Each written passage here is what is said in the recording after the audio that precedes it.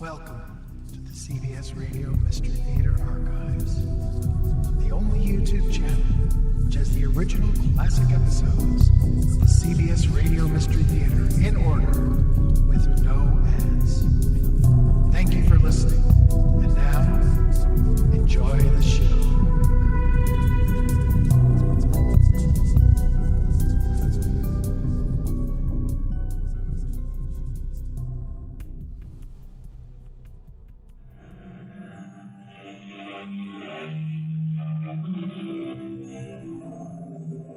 Come in.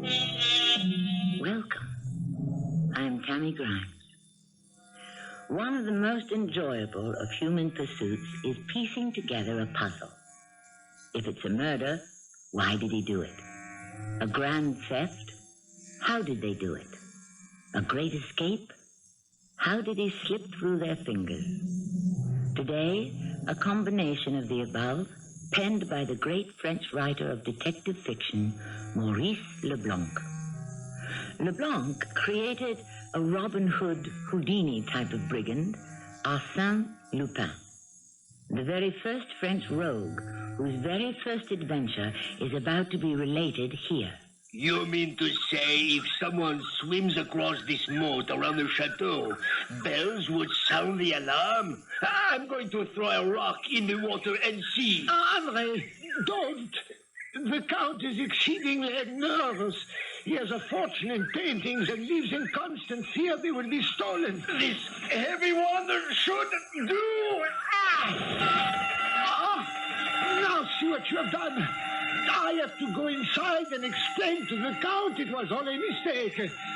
I may lose my job over this.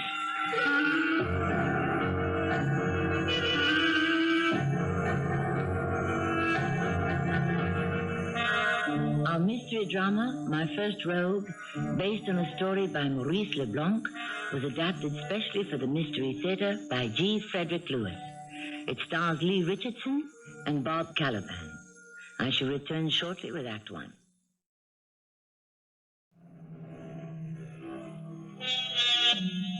We are in France in the late 1800s. I should be more explicit. We are in Paris, in a cafe, on a sunny Saturday morning. A cafe which no longer exists. However, the Paris sunshine is unchanged. Two men are nursing their cognac. One is reading the morning newspaper, the other writing in a notebook. Well, what is the news, Robert? Dreyfus was finally pardoned. Shocking it should take so long. Oh, and listen to this, Maurice. Someone has put the sounds of birds on some kind of a metal plate. You turn it on, and you can hear it again. What earthly use is that? Why would I wish to hear the sound of birds at any special time? I'm sorry I asked you. Why did you? You only get angry when I talk and you are writing. Why don't you write in your rooms where it is peaceful? It's a choice I don't have anymore. My rent is overdue. Today, the landlord tells me if I don't pay what I owe, he will have me arrested. How much do you owe? I haven't paid my rent since last November. Oh, that much I cannot loan you, Maurice. So, for me, it is prison. Who knows? Perhaps there I shall find some ideas to write about. I hope they will let me have pen and ink.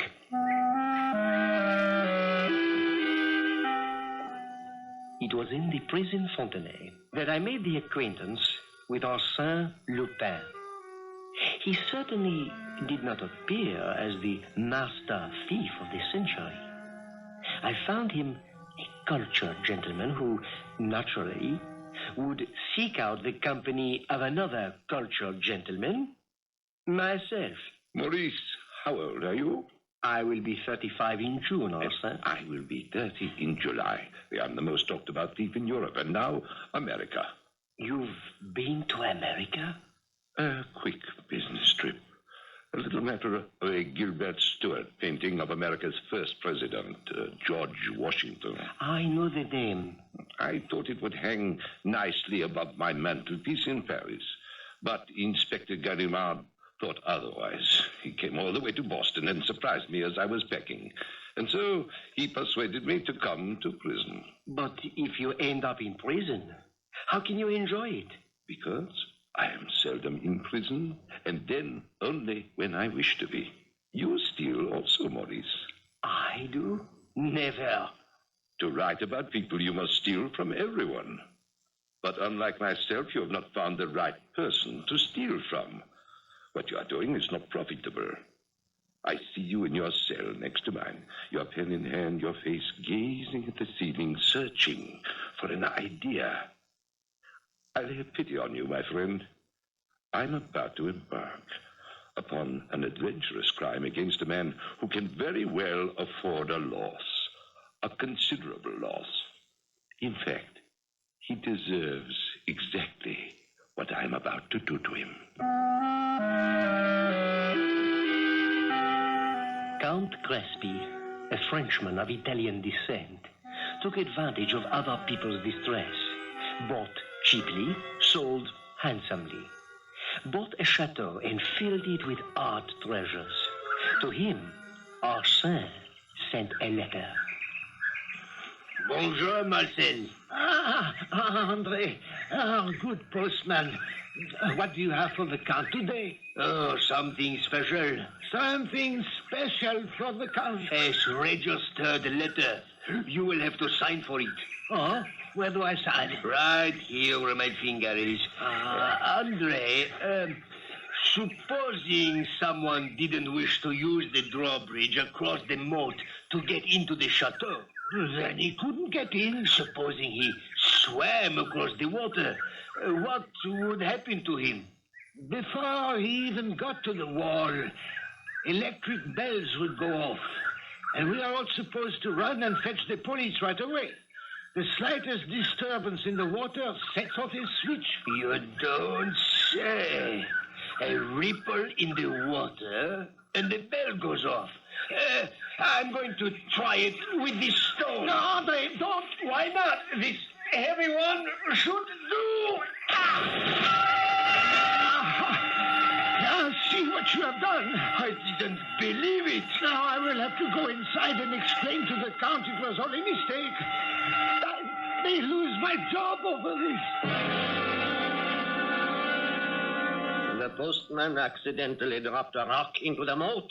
Marcel, what are you telling me? His foot, Count Crespi, his foot accidentally dislodged a stone, and it fell in. What do you have in your hand? Oh, a registered letter, Count. For me? I don't wish to see it. I didn't sign for it myself, so I don't know you have it. I don't like registered letters. Well, shall I open it and read it to you, sir? That's a good idea. Go ahead, Marcel. Read it.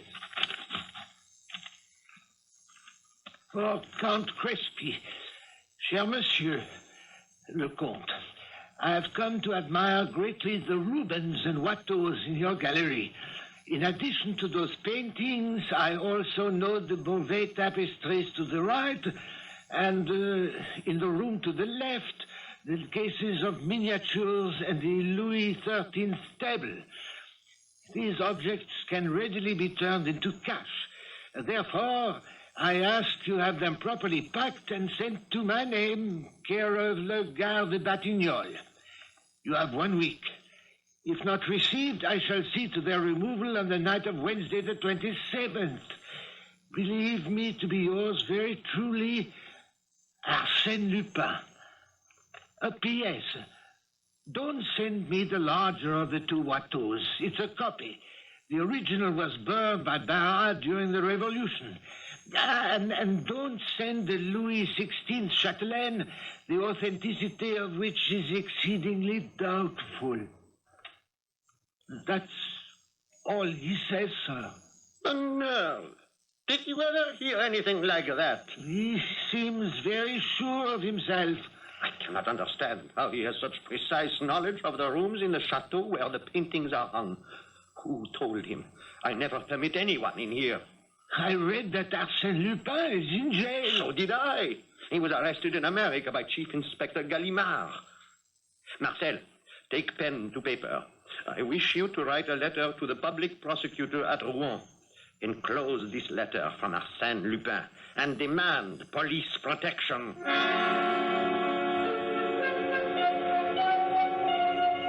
Count Crespi, I came myself from Rouen.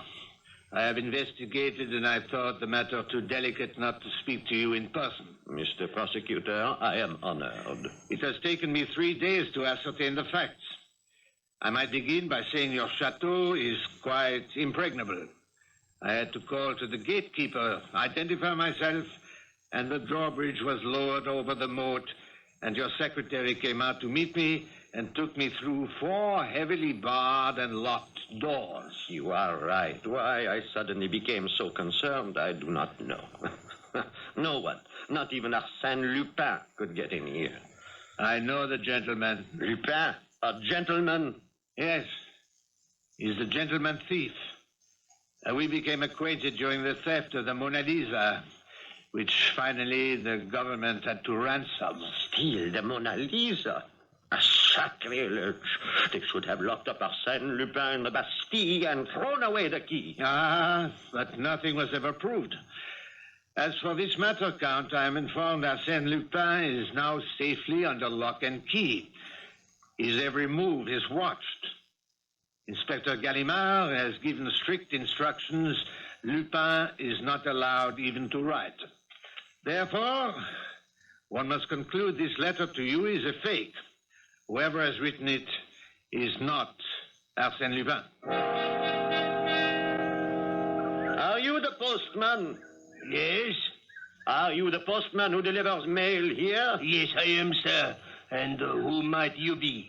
I am Count Crespi. Count, I have never had the pleasure. I am generally met at the drawbridge by Marcel, your secretary. This morning I put on my old clothes and decided to walk around the property. Is there any mail for me? No, Your Grace, not a thing today. That is in the way of correspondence. Only this newspaper. It is yours. Please forgive me. I was just reading about Arsène Lupin. What about Arsène Lupin? Here, on the second page. Show me, please. I came out without my glasses. Right at the top where it says, welcome visitor. Would you read it to me? Oh, certainly. Welcome to our distinguished visitor, Chief Inspector Gallimard, one of the veterans of the detective service whose recent feat of arresting Arsène Lupin has won him international fame. Monsieur Gallimard is enjoying his rest and will be spending his holiday in our village fishing. Gallimard is here. Right here. Most interesting. And I confess to have played no little part in the new story. You know the inspector? Oh, I am one of the few people of the village with whom he is on speaking terms. On Sunday, I was fishing on the dock, and I noticed a gentleman next to me, frock coat, straw hat, and I saw on his fishing rod the name Gallimard. And I said just one thing to him. I said, congratulations, Monsieur Gallimard. If you catch fish as easily as you caught Arsène Lupin, you should do well. What did he answer? He said, thank you, reeled in his line and walked away. That's all he said? Not one word more. Where did you say you saw the inspector fishing on Sunday? On the dock. He fishes there every day.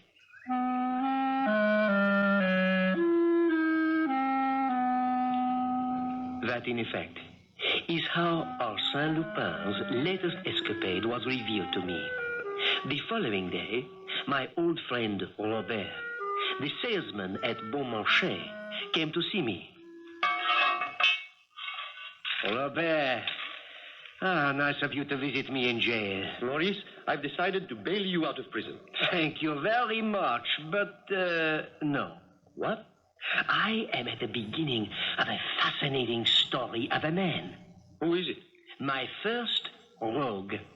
And if I leave the prison, I shall never know what happens to him. Let me say 2 words to you, and then you'll understand. Arsène Lupin.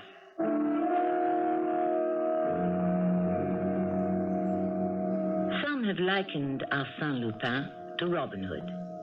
Others less charitable accuse him of robbing Peter to pay Paul, which I'd like to observe was first said in 1560. Then, the estates of St. Peter's Cathedral were appropriated to repair the Cathedral of St. Paul. That's how these catchphrasings begin, but not how they end. More on that when I return shortly with Act Two. We return to a small French village outside of Paris, a town noted for its ancient chateau, surrounded by a wide moat, owned by Count Crespy. The Count has been politely requested by that master of the picklock, Arsène Lupin, to divest himself of some of his art treasures. But Lupin is in jail. Did he write that letter, or is it a hoax? Author Maurice Leblanc picks up the story. Not only was I in the prison cell right next to Arsène Lupin, but we had occasion often to talk in the exercise yard. The guards took no notice. Lupin was a favorite prisoner. Stealing was essentially a game to him, and I remember him laughing and saying, "I am sure I have thrown that miserable millionaire Count into quite a frenzy," which he had. Marcel, where are you? Count, I'm terribly sorry, but I did not hear you at first. I hope you hadn't been calling me long. I was just supervising the locksmith putting a new lock at the servants' entrance. He has gone, has he? Oh, yes. I made sure he left and locked up. I don't want anyone on the premises, understand? Yes, I do, Count. Why did you call? Did you know Gallimard is here? He is? The inspector who arrested? Oh, he's here, is he? In the chateau? No, you fool, in the village. I got the news from the postman. It's in the local paper.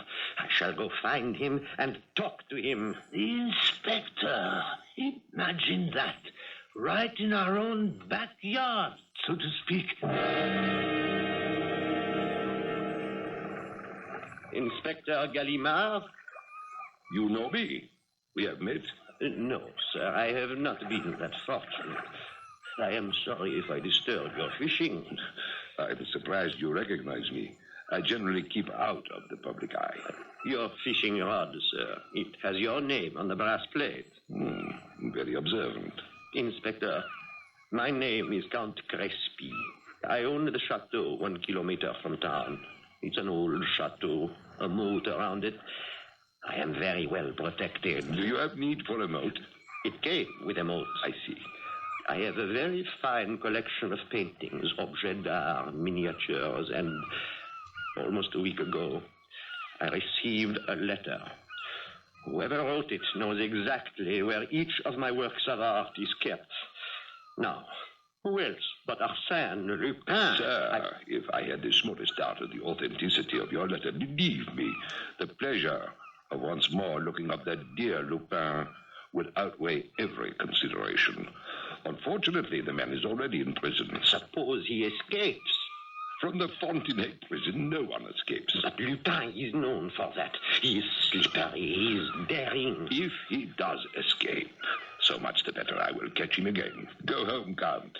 I tell you, you can sleep soundly. Nothing will happen. But I fear... Go away and stop frightening my fish. Count Crespy, I saw you yesterday. Now you appear again. I am displeased. Let me make this plain. I'm here on holiday. I've come to this village hoping to enjoy peace and catch fish. Please, go away. Inspector, there is a new development. Another communication from Arsène Lupin.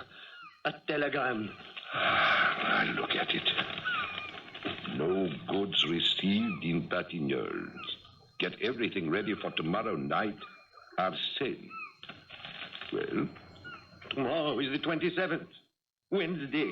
It's fixed for tomorrow, just as he warned me. What is? The burglary. The theft of my collection. A tremendous loss. You are the only person in the world who always knows how to catch that man. And I hoped...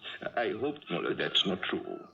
The famous theft of the Mona Lisa, which Lupin was most certainly responsible for, although we could never actually pin it on him, we never caught him. You see, it is art that interests him. It is not art that attracts Lupin, far from it. It's the ransom money. You had to pay a big ransom to have the Mona Lisa returned? I didn't pay it. The French government did. Hefty ransom it was, too. And the trouble we had to keep it all a secret. Very embarrassing for the security of the Louvre, you can imagine. But whether the money went to Lupin or Lupin engineered the theft, it was never proved.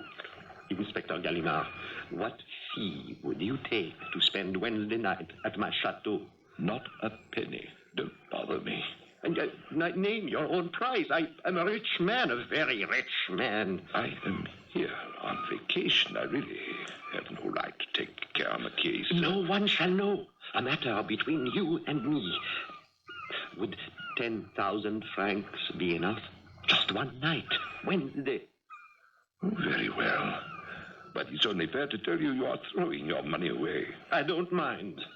In that case, I agree. Besides, one can never be absolutely sure with Lupin. He's bound to have a whole gang working with him. Yes, I've heard that. That letter and this telegram are a case in point. Here is a man in one of our most secure prisons who is being watched every hour, held incommunicado, and yet able to send them to whomsoever he pleases. Incroyable. Now, you had better leave me. We must not be seen together. Who knows who in this village is not in the pay of Lupin? Tomorrow evening, the chateau, 9 o'clock. On the evening of the 27th, the Count dismissed his servants and his secretary and sent them off to their wing of the chateau to retire.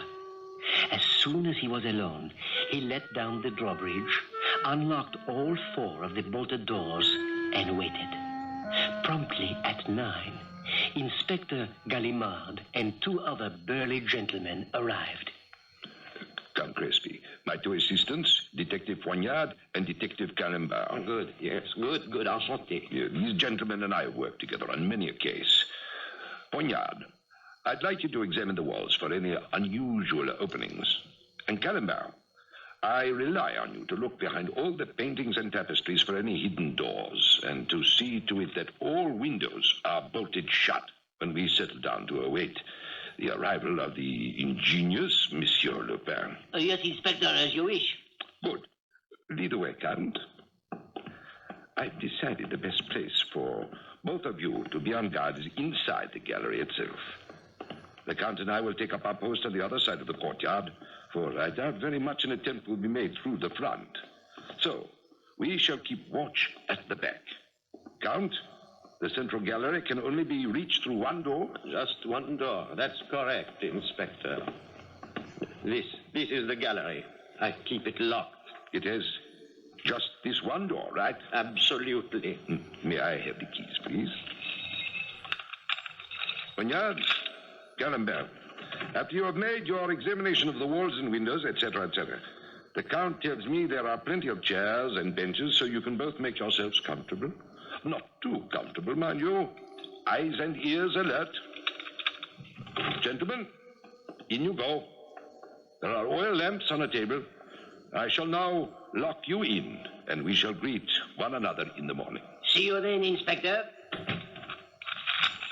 Now, Count, to our post.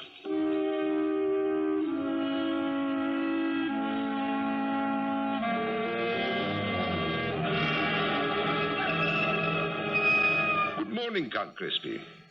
Well, nothing happened during the night. Not a single sound. I was awake while you dozed off. Shall we have a look? You look out the side towards the moat, see if there's anything unusual. I'll look down into the courtyard. I can never find my glasses when I need them. Yeah, always on top of my head. Not a stone out of place in the courtyard. Inspector, do you think that if no robbery took place last night, then it won't happen another night? My dear Count, Even you, with all your wealth, could not engage me indefinitely. I am so relieved that nothing was taken. I can only presume, in the same way Lupin knew where my treasures were kept. He knew you were here, and he called it off. Well, let's go to the gallery and talk to our men this time. Count, you shall be the one to unlock the door.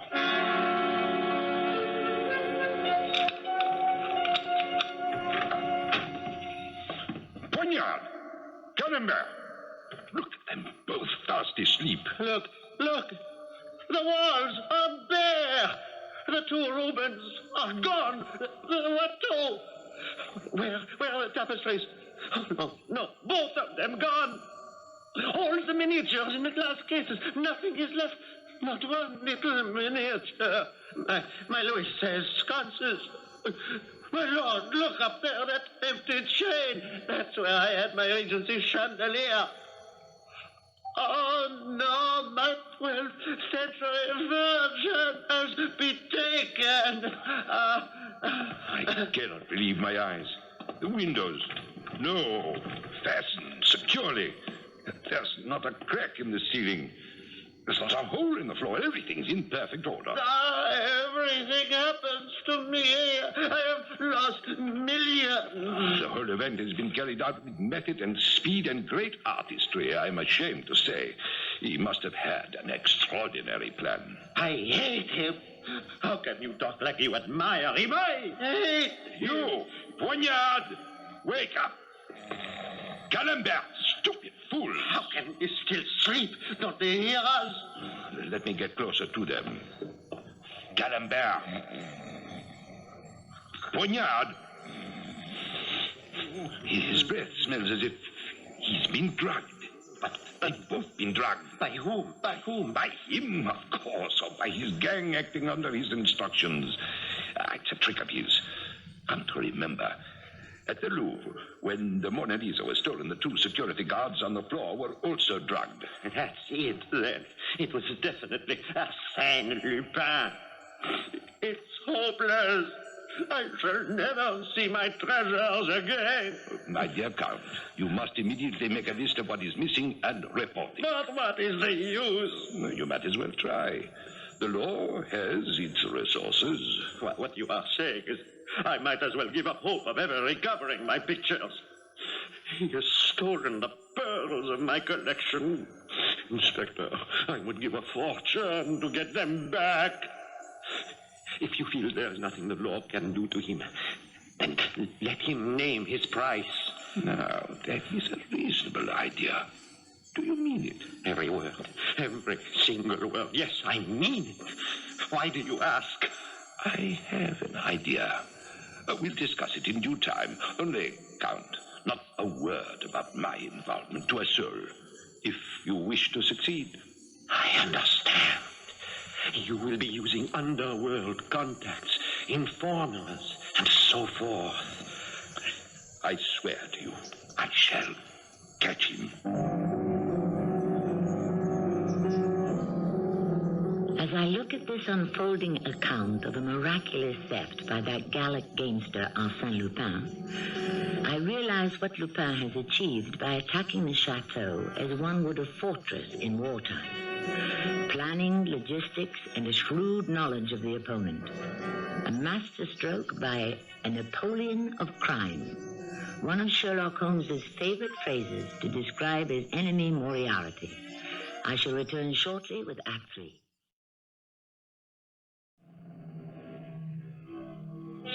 Our third act begins to the sound of lamentations from a distraught millionaire who has just been robbed of what he calls the pearls of his collection.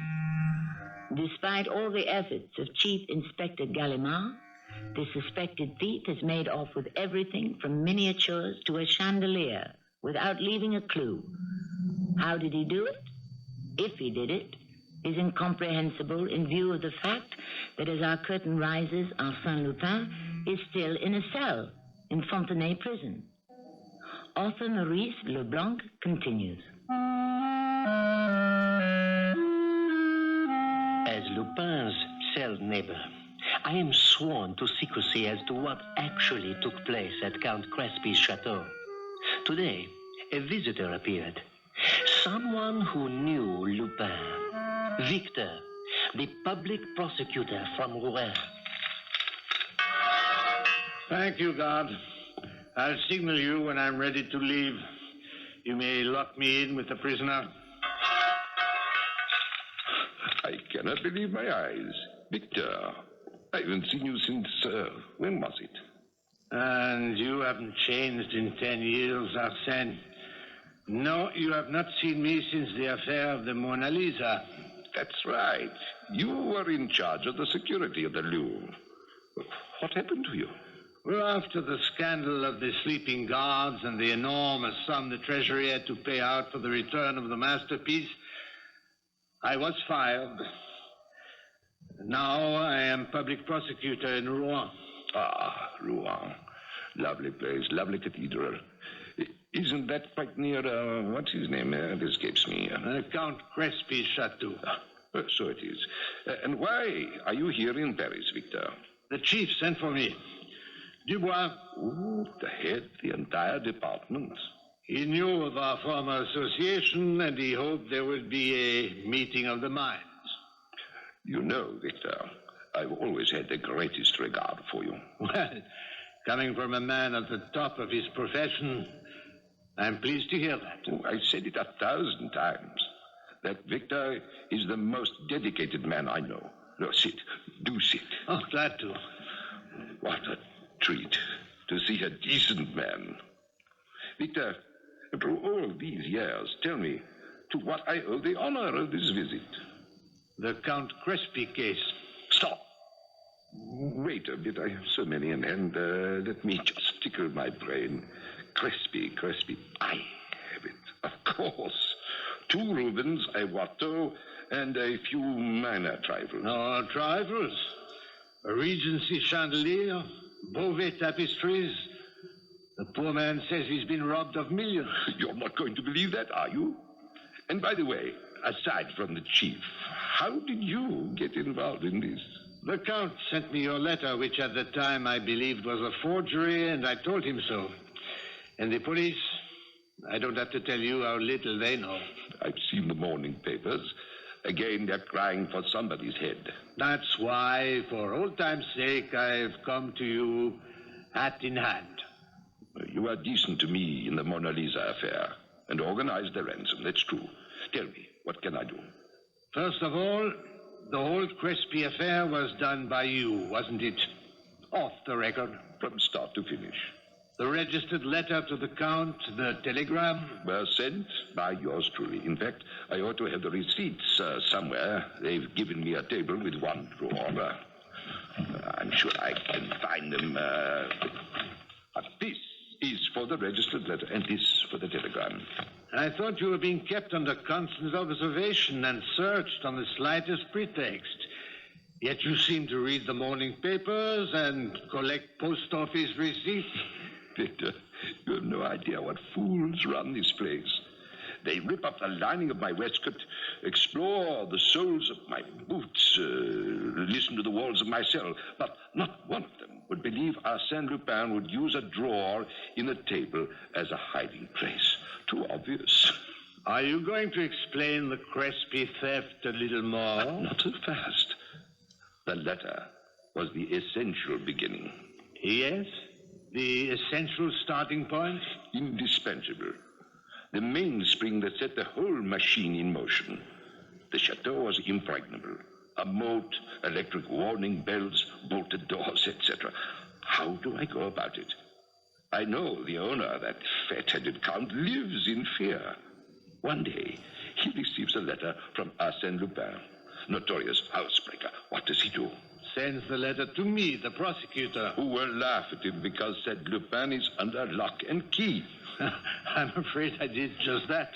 And if he happens to read the local newspaper, he learns the famous detective Kaliban is on vacation within walking distance. He believes what he reads. How did that get into the papers? I had it put there. Then the fish, the Count, rises to the bait and makes the acquaintance of the man he thinks is Inspector Gallimard, and he begs this man to assist him against me. This is becoming more and more original. So the detective engaged by the Count was not Gallimard. I told you that. Thereupon a telegram. The Count quivers with fear. He entreats the false Gallimard to protect him, and the so-called Gallimard brings in 2 of the boys from our gang, who during the night remove certain objects through the window and lower them with ropes into a boat floating on the moat. And all night long the Count is kept in sight by his protector in a far part of the chateau. Count Crespi will be notifying the police within a few hours that he doesn't wish to pursue the matter. But that's not possible. The chief never mentioned it. Are you saying the chief knows more than I do about my business? This so-called Gallimard was authorized by the Count to negotiate a deal with me, and chances are when the business arrangements are concluded, the Count will have all his collection returned, and so he withdraws the charge. So there is no question of theft. It never happened. And even if you care to, you, my dear Victor, the public prosecutor of Rouen, will have nothing to prosecute. Oh, God, I'm not ready to leave yet. Well, he didn't come for you. He's brought me my breakfast. Do set the tray on the table, Pierre. Thank you. Look at that. Bread, ham, sausages, boiled egg, and coffee. They treat you well in the Fontenay. Of course, over the years, I've been able to secure jobs for many of those who work here. A few false papers, and they're hired, and they enjoy it. You have some of your own people working in the prison? It's hard work, but they like it. Where was I? Well, you tell me the Count is about to withdraw charges of grand theft. How do you know all this? I have just received the telegram I was expecting. Whatever you're talking about, you received no telegram. When was this? This very moment, my friend. Victor, have the kindness to cut off the top of that boiled egg for me, gently. You will see for yourself I'm not making fun of you. It's an empty shell. There's nothing inside. Are you sure? Let me just reach my fingers into it a little lower. There we are. Victor, I hand you a piece of blue paper folded quite small. Would you please read it? Yes. It is a telegram. Arrangement settled. 100,000 paid over. All well. 100,000 paid over? 100,000 francs. It's not much, but these are hard times. So you have managed another ransom.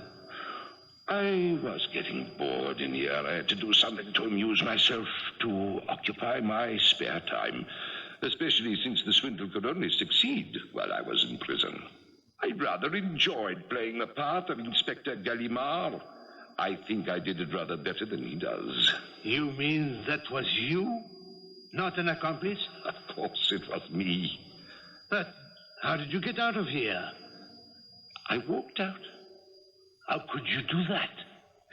As easily as having a telegram brought to me in an eggshell. You simply walked out of this prison and no one said anything? What should they say? They knew I'd come back as soon as my business was completed. Did the warden know? He was the only one in the entire Fontenay prison who was deceived. The rest of the prison staff reported I was in my cell, asleep, awake, at meals, in the exercise yard, etc., etc. Why did they cover for you like that? I told you, the guards are my friends. Arsène Lupin remains in prison as long as he wishes to, and not a moment longer. Oh, God. Will you open up the cell door, please? Victor, a moment. What is it? You've forgotten your new gold watch. I have? No. Yes, I just happened to find it in my pocket. Here, please forgive me. An old bad habit. They've taken mine, but that's no reason why I should rob you of yours, especially since I have a watch here which keeps perfect time. Did I show it to you? Isn't this a beauty? Also, solid gold. Heavy gold chain. And out of whose pocket did it come? A good question. I'll have a look. J.G. The initials J.G. on the case. Now, who on earth does that stand for? Of course, I remember. Jean Gallimard. The real Gallimard, who arrested me in Boston. Not many people know his first name is Jean. You ask me how I know all this. These extraordinary machinations of one Arsène Lupin. How could I not? I occupied the cell next to his. The day before he skipped out of prison for good, I had to delicately put to him that I'd been spying on him, and that he so inspired me, I hoped to write a series of Arsène Lupin books, and would he give me his permission to do it? And he said, My dear Maurice, of course you can.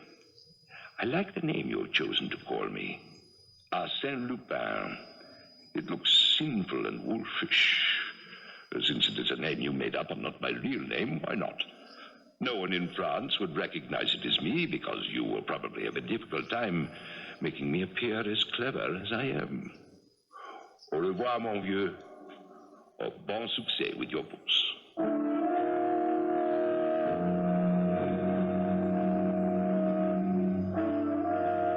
Maurice Leblanc's creation, Arsène Lupin, from the moment it was first published, took France and the continent by storm, then crossed the oceans, and the English and Americans took the light-fingered gentleman housebreaker to their hearts. In a way, we can sympathize with a man like that who can bring crime, culture, and cleverness to our imagination. Vicariously, we can steal with him without any of the dangers. I shall return shortly.